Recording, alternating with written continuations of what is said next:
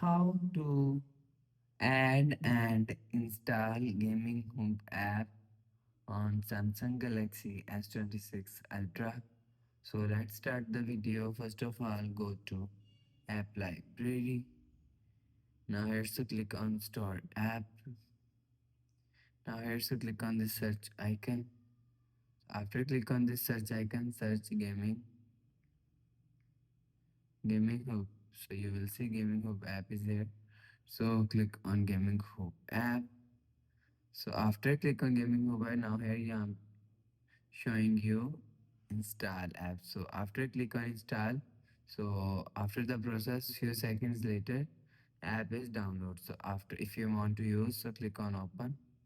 So after click on open, you will see Gaming Hub app used from here.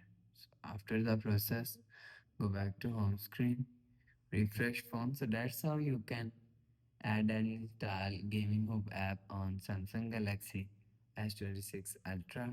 So if you like the video, please subscribe. Thanks for watching.